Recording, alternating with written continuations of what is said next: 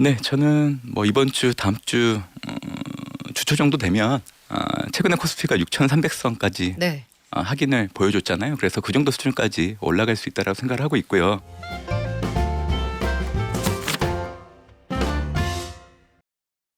여러분, 이란 공습의 포화 속에서 살아남은 우리 투자자들 총성은 좀 멀어진 것도 같은데 여전히 불안합니다. 이럴 땐 어떻게 하면 좋을까요? 시장이 오리무중일 땐 문남중, 대신증권 문남중 수석연구위원에게 조언 들어볼게요. 안녕하세요. 안녕하세요. 지금 문남중에 입학하고 싶다는 분들 너무 많아요. 우리 고정희님 지난주에 문남중 위원님 언제 오시나요 하셨는데 오늘 나오십니다. 심지어 청취자분들 끝까지 함께해요. 마케팅도 해주셨고 은미님도 문 연구위원님의 인사이트 기대합니다 하셨는데 아니 또 태길이 기가 막혀요. 네. 이 지금 상황이 수상한데 미국장이든 국내장이든 지금은 공포 구간이에요? 아니면 분할 매수로 접근해야 하는 구간이에요? 분할 매수로 접근을 해야 된다라고 생각을 하고 있고요.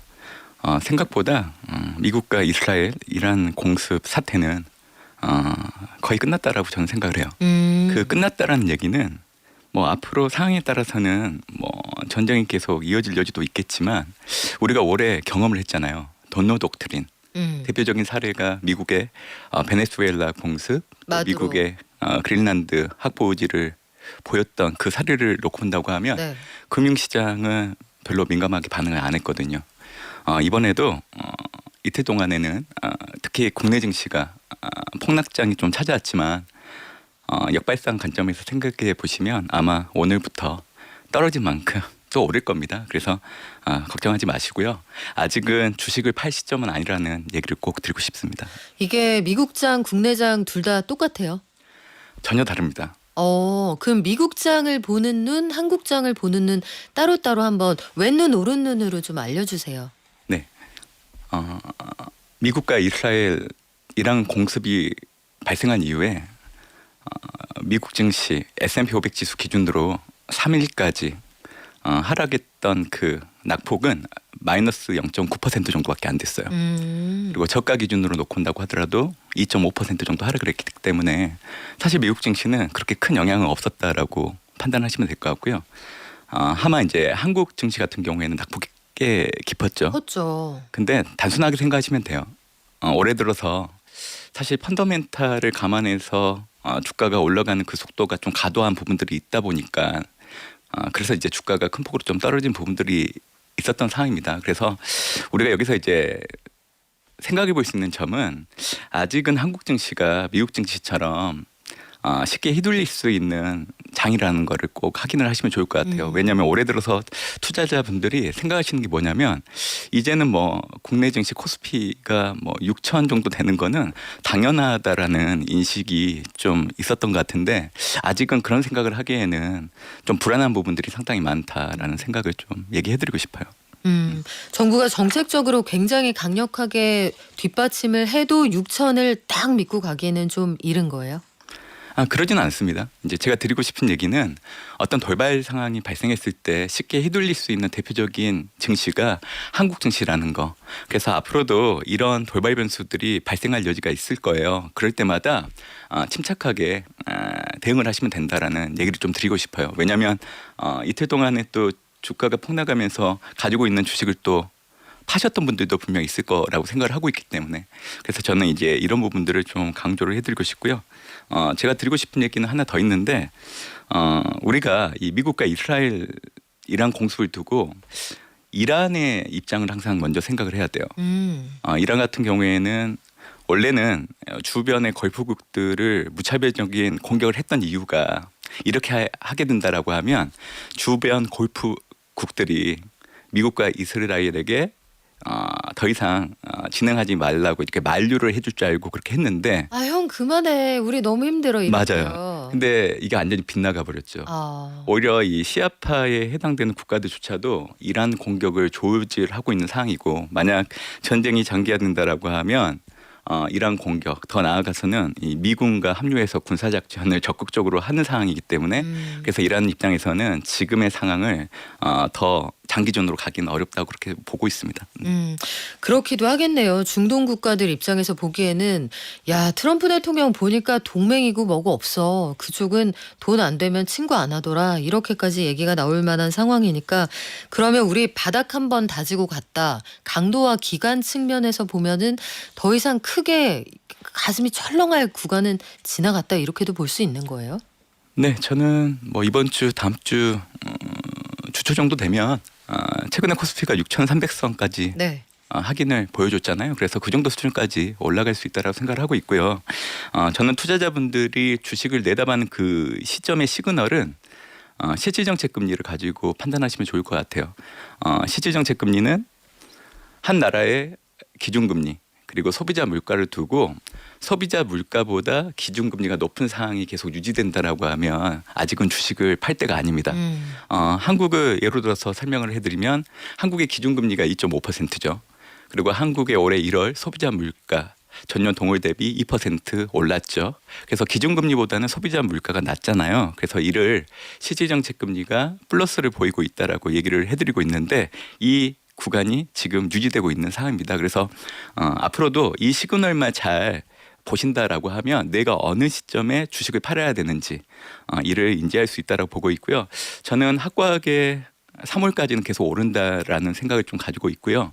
아마 다음 달부터는 네. 상승이 좀 정체될 수 있고 상황에 따라서는 좀 하락할 수 있는 확률이 커지는 시점으로 좀 보고 있는 상황입니다. 양쪽 시장 다 그럴까요? 아니면 국내장만 그럴까요?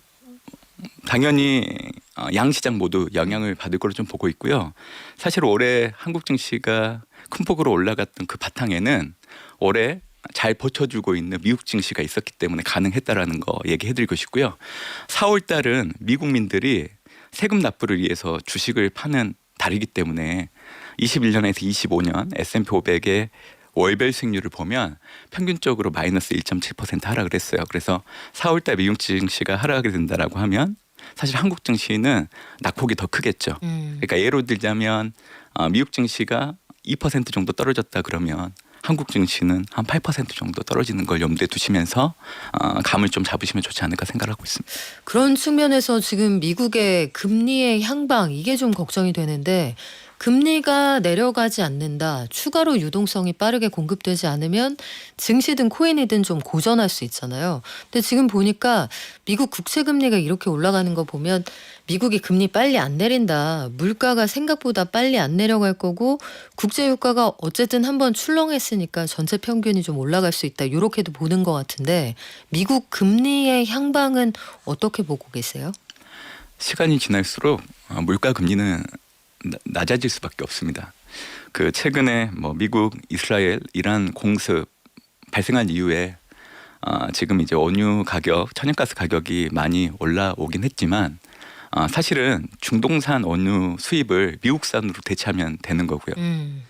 그리고 어차피 미군이 호르무즈 해협을 통과하는 유조선에 대해서 호송해준다라는 얘기까지 나오고 있기 때문에 아마 시간이 지나면 지금의 급등했던 가스 원유 가격은 떨어질 여지가 있어요. 그리고 실제로 이 국가들은 비축분을 대략적으로 6개월 정도 가지고 있거든요. 그러니까 그 기간 동안에는 물가에 미칠 수 있는 영향력은 좀 제한될 수 있다라고 저는 생각을 하고 있고요. 지금의 미국의 물가 지표 중에 하나인 PC를 놓고 온다고 하면 최근 들어서 전월 대비 좀 올라가는 모습이긴 하지만 아직은 물가가 경기 둔화로 연결될 수 있을 만큼 아주 높은 수준은 아니라고 생각을 하고 있기 때문에 저는 물가에 대한 걱정은 그렇게 크게 하진 않습니다. 참고로 이제 저희가 올해 네. 이제 주목하는 거는 물가보다는 고용이고요. 고용. 예, 이번 주 금요일 날 이제 미국의 2월 고용 지표 발표가 되는데 전월보다는 비농업 부분 고용자 수가 감소할 걸로 좀 보고 있고 제가 가장 중요하게 보고 있는 대목은 고용 추세입니다. 3개월 평균. 근데 지난해 12월을 기준으로 놓는다고 하면 23년 8월 이후 연준이 금리 인상을 중단하고 나서 평균적으로 14만 3천 명 정도 증가를 했는데 지난해 12월 기준으로 정도로 이 고용 추세가 마이너스로 바뀌었어요. 그래서 올해 연준은 시장이 예상하는 것보다 금리를 더 많이 내릴 겁니다. 그래서 저는 시장이 2번 정도 인하하는 거를 지금 예측하고 있는데 네. 저는 다르게 봐요. 올해 하반기 정도 되면 3번에서 4번 정도 인하할 수 있다라고 보고 있기 때문에 이 연준의 통화정책 경로 자체가 올해 이제 증시의 변동폭을 줄여두는데 긍정적인 역할을 할 수 있다라고 생각하고 있습니다. 그러네요. 새로운 악설이에요. 지금 시장에서는 내리는 횟수뿐만 아니라 내리는 시점도 6월에서 9월로 미뤄질 거다 이렇게 보고 있는 상황인데 역시 저희가 시의적절한 때 잘 모셨습니다. 새 학기 시작될 시점에 문남중 입학 완료. 우리 미경님, 은미님, 범주님 그렇습니다. 문남중에 새 학기가 시작됐습니다. 좋은 커리큘럼 부탁드립니다 하셨는데 그러면 그냥 단순하게 생각할 때 4월에 조정 가능성이 있다고 하셨잖아요. 네. 그러면 나는 준비하고 있다가 3월에 장 좀 회복되면은 팔고 갖고 있다가 4월에 빠지면 사야지. 이게 유리할까요? 아니면 어차피 4월 지나간다. 5월에 새 연준 의장 와서 금리 팍팍 내리면 그냥 가던 대로 쭉 간다. 나는 두고 일상에 집중하련다. 이게 맞아요? 제가 이번에 미국, 이스라엘, 이란 공습이 발생하기 이전에는 올해 경로를 1분기 때 오르고 2분기 접어들게 되면 상승이 정체되고 하락할 수 있다라고 좀 생각을 했었는데 제가 약간 생각의 전환을 좀 한 게 있습니다. 그러니까 4월 이후 이 주가가 하락하고 상승이 정체되는 그 시점을 4월 상반월에서 하반월로 좀 늦춰질 여지도 있겠다라는 생각을 했고요. 이제 그렇게 보는 이유가 특히 국내 증시 같은 경우에는 최근 이틀 동안 너무 급하게 하락을 했잖아요. 그렇기 때문에 어떻게 보면 그동안 과도하게 올랐던 부분들에 대해서 어느 정도 해소를 했다라고 판단할 수 있다라고 보고 있기 때문에 아마 4월달 상승이 정체되고 하락할 수 있는 이 시점이 상반월에서 하반월로 좀 늦춰질 여지도 생겼다라는 것을 염두에 두시면 좋을 것 같습니다. 그렇군요. 이런 스케줄들 염두에 두시고 움직이시면 도움이 될 것 같은데 그래요. 우리 진영님하고 비슷한 궁금증들 많으실 거예요. 연구원님 근데 궁금한 게요. 올 초에 그동안 미 증시는 떨어져도 한국 증시는 올랐었는데 그러면 이게 역전되거나 한국 증시가 빠졌을 때 미국 증시는 가거나 이럴 가능성은 없을까요? 요것도 궁금하신가 봐요. 지금처럼 한국 증시의 독주가 계속 되기는 어렵다고 생각을 하고 있습니다. 외국인들 매매 패턴을 보면 이미 그 징조가 나타나고 있다고 저는 생각하고 있는데 외국인들은 올해 들어서 1월 말부터 반도체 주식들을 계속 팔고 있어요. 네, 맞아요. 이 얘기는 결국 앞으로 좀 과도하게 올랐던 증시가 속도 조절을 보일 수 있는 징후로 좀 판단하시면 될 걸로 좀 보고 있기 때문에 저는 이제 그 시점을 2분기 정도 보고 있는 겁니다. 그래서 지금 현 시점에서 전략은 일단 주식은 가지고 있어야 되고요. 아마 4월 접어들게 되면 이제 그때부터 비중을 좀 줄이는 형태로 전환을 하고 저는 올해 연간으로 보면 3분기 때를 가장 안 좋게 봐요. 그래서 3분기 되면 올해 주식시장의 저점이 확인될 여지가 있다고 보고 있기 때문에 그때 주식 비중을 많이 채워놓으시면 내년 상반기 때 정말 좋을 겁니다. 사실 올해는 내년 상반기를 위한 준비하는 한 해 정도로 보시면 되고요. S&P 500 지수는 지금 현재 6,700에서 6,900 사이에서 움직이곤 있지만 내년 상반기 정도 된다라고 하면 7,000 후반대까지 가게 될 겁니다. 그런 상황이라고 하면 한국 증시 역시 최근에 6,000선을 확인하고 다시 지금 5,000선으로 내려오긴 했지만 아마 내년 정도 되면 10,000포인트 정도까지도 충분히 확인할 여지는 있다라고 보고 있기 때문에 올해가 아닌 내년을 염두에 두고 투자하시는 그 생각의 전환을 가지고 투자하시면 좋지 않을까 생각하고 있습니다. 근데 궁금한 게요, 연구원님. 그 1분기에는 세계적인 펀드들이 리밸런싱을 좀 하잖아요.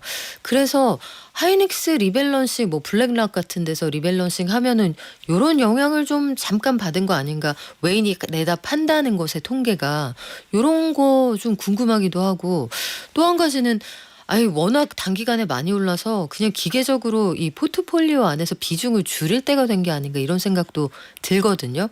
많이 올라서 그냥 기계적으로 팔았으면 빠졌으면 또 많이 살 것 같기도 한데 그럴 가능성은 없을까요? 그런데 우리가 이제 반도체 주를 볼 때 이런 생각도 좀 해야 돼요. 반도체 주가 올랐던 이유는 지난해 3월부터 디램 반도체 가격이 올라오기 시작을 했는데 그 올라오는 속도가 사실은 기존에 없었던 패턴이었죠. 단기간에 많이 올랐습니다. 맞아요. 그리고 증권사 애널리스트들이 이를 반영해서 삼성전자, SK 하이닉스 목표 주가를 계속 올리고 있잖아요. 대신증권도 지금 삼성전자 목표 주가를 27만 원, SK 하이닉스 145만 원 최근에 상향 조정했거든요. 네. 그러니까 이런 것들이 이미 주가에 일정 부분 선반영됐다라는 생각을 좀 가지시면 좋을 것 같아요. 그러니까 이런 흐름들이 계속 이어질 거라고 생각하기에는 저는 주가에 선반영됐다라고 보고 있고, 그래서 이제 외국인들조차도 반도체 관련된 종목들을 팔기 시작했다라고 생각합니다. 기관들의 포트폴리오 조정은 분기마다 있기 때문에 그 영향도 어느 정도 있다라고 생각하고 있지만 그게 이제 전적으로 어떤 종목들의 주가가 꺾이는데 영향을 완전히 주기는 어렵거든요. 그래서 저는 일단 외국인들이 올해 1월 말부터 꾸준하게 반도체주를 팔고 있다라는 거, 그거를 이제 증거로 좀 얘기해드렸고, 그리고 올해 들어서 외국인들이 지난해와 좀 사고 있는 종목과 섹터가 좀 달라졌어요. 작년에는 전적으로 전기전자를 많이 샀고 맞아요. 삼성전자를 많이 샀는데요. 올해는 가장 많이 사고 있는 업종이 금융이에요. 그래서 올해 들어서 국내장 보면 증권주, 보험주 주가가 좋았잖아요. 네. 그리고 올해 외국인들이 사고 있는 종목들은 지난해와 좀 비슷하긴 해요. 원전 관련된 종목들 꾸준하게 사고 있고, 좀 갑자기 많이 사들이고 있는 종목이 있는데 셀트리온. 셀트리온 진짜 오랜만에 얘기가 네. 나오더라고요. 아마 제가 이거 데이터를 올해 1월 말에 확인하고 나서 2월 초부터 제가 세미나 다닐 때 이 얘기를 해드리면서 셀트리온 주가를 좀 관심 있게 봐야 된다라고 얘기해드렸는데 실질적으로 주가가 올라가고 있거든요. 그래서 저는 외국인들이 올해 들어서 새롭게 사고 있는 종목들, 셀트리온도 있었지만 한미반도체도 있었어요. 맞아요. 오랜만에. 네, 그래서 저는 투자자분들이 앞으로 좀 관심 있게 봐야 되는 섹터는 당연히 반도체, 그리고 증권주, 그리고 제가 2차 전지 항상 강조해드리고 있잖아요. 네. 그래서 2차 전지, 그리고 올해 이제 8월 되면 테슬라가 휴머노이드 로봇을 양산하기 시작하기 때문에 올해 글로벌 테마는 휴머노이드 로봇입니다. 그래서 테슬라 당연히 눈여겨봐야 되고, 국내에서는 이제 현대차 그룹 연결지어서 같이 보시면 좋지 않을까 생각합니다. 네. 그래요. 저희가 뭐 종목을 알려드리는 건 아니고요. 전반적으로 시장이 어떻게 돌아가고 있다, 머니무브가 어떤지 현황을 알려드리는 건데, 그래요. 여러 가지 고민들 참 많이 주시는데, 아까 어느 분이 문남중은 일단 교복 안 사도 되고요. 이 수업이 없습니다. 교과서도 없는 착한 중학교인데 주위에 적극적으로 입학 추천하겠습니다. 우리 미경님이 말씀해 주셨고, 그러면 지금 미국장에 대해서는 긍정적인 전망 주셨는데, 사실은 엔비디아 실적 발표 이후에 우리가 알쏭달쏭했던 게 해소가 안 되고 있었어요. 그동안 아니 실적도 좋고 오픈 AI에 과소비하겠다던 것도 3분의 1로 줄이겠다고 했고, 그 와중에 영국의 자율주행 스타트업인 웨이브에 이어 옥사에도 투자를 하고, 이 광통신 기업이죠. 코히어런트, 루멘텀도 투자를 한다고 하는데, 이런 것들 틈에 이제 엔비디아가 올랐단 말이에요.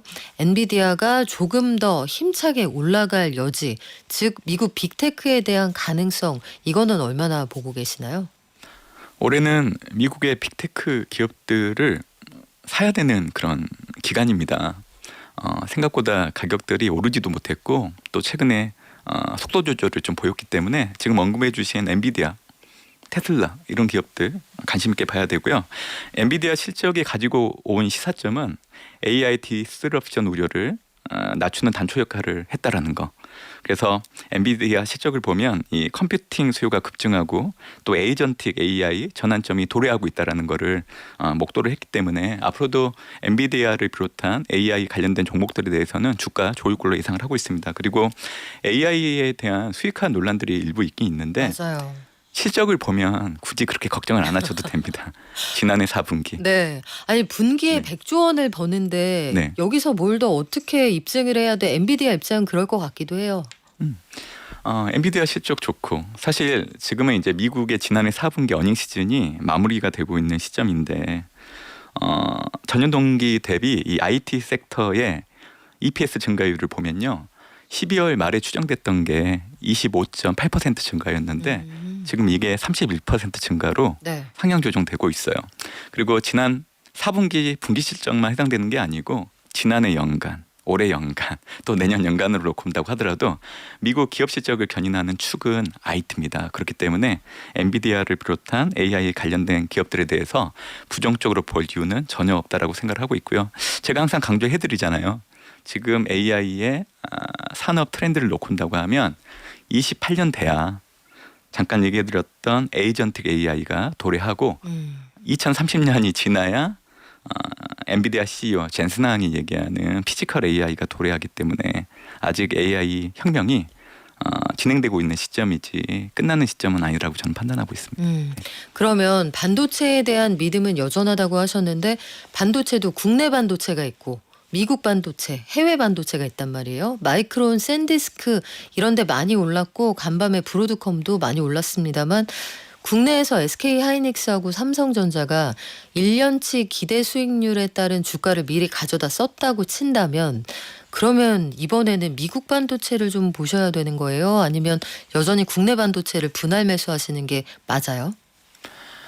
기존에 가지고 있는 분들은 이번 달 말까지 가지고 있으시면 되고 그동안 이제 반도체주를 사려고 했는데 못 샀던 분들 입장에서는 당장 오늘이 기회라고 봐요. 저는 그래서 사시면 되는 거고요. 네. 어차피 지금 삼성전자를 놓고 온다고 하면 지금 연간으로 이 D램이 가격이 올라가는 그 증가폭이 113% 그리고 낸드가 71% 성장하는 거를 가정해 놓고 지금 삼성전자의 연간 영업이익을 150조 원에서 이제 170조 원으로 상향 조정하고 있는 분위기이기 때문에 이를 감안한다라고 하면 지금 주가는 앞으로도 더 올라갈 여지는 있다라고 생각합니다.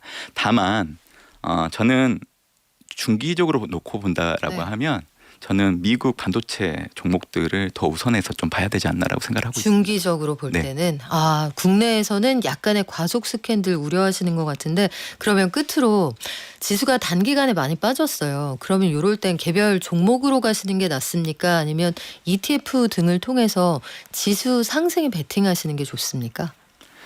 우선적으로는 ETF를 통해서 분산 투자하시는 게 가장 좋은 대안이긴 하지만 네. 단점은 수익률이 상대적으로 좀 저조할 수 있다. 하지만 저는 ETF 투자를 먼저 하시면 좋겠다라고 얘기해드리고 있고요. 네. 어차피 지금은 반도체주가 주도주이기 때문에 어제 최근 이틀 동안에 네. 이 주가 하락폭을 감안한다라고 하면 삼성전자, SK 하이닉스도 지금은 담을 때라고 생각하고 있습니다. 네. 좋습니다. 지금까지 대신증권 문남중 수석연구위원과 함께했습니다. 오늘 말씀 고맙습니다. 감사합니다.